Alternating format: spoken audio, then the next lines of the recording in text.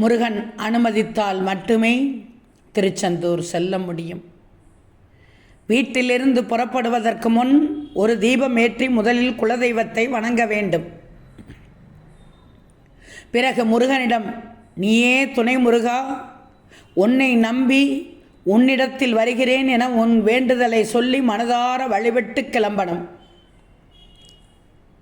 முருகனின் அறுபடை வீட்டில் இரண்டாவது ஸ்தலம் கடற்கரையில் அமைந்துள்ள ஒரே ஸ்தலம்.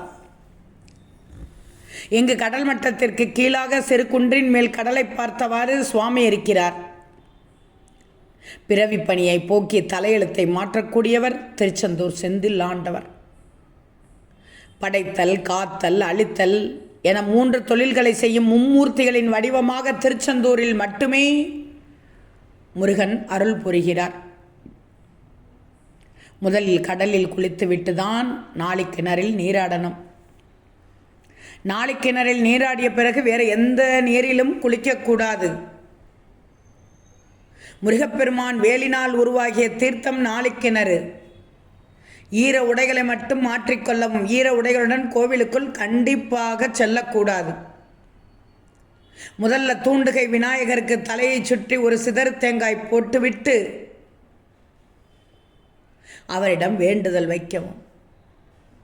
அந்த வேண்டுதலானது நிச்சயமாக முருகனை சென்றடையும். திருச்செந்தூர் செந்தில் ஆண்டவர் முருகனை சென்றடையும். நாளிக்கிணறு அருகே திருச்செந்தூர் கோவிலை புனரமைத்த மௌன சுவாமி, காசி சுவாமி, ஆறுமுக சுவாமிகளை வழிபடணும்.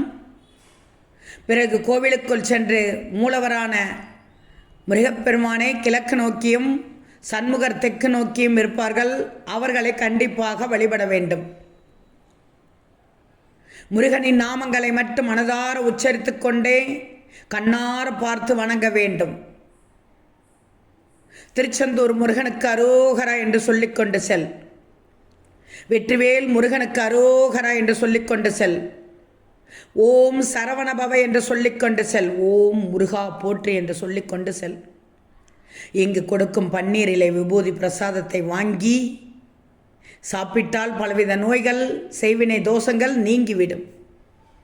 முருகன் சந்நிதிக்கு பின்புறம் உள்ள முருகன் கைகளால் பிரதிஷ்டை செய்த பஞ்சலிங்கங்களை கண்டிப்பாக வழிபட வேண்டும். இதுதான் திருச்செந்தூர் முருகனை சரியான முறையில் வழிபடும் முறை.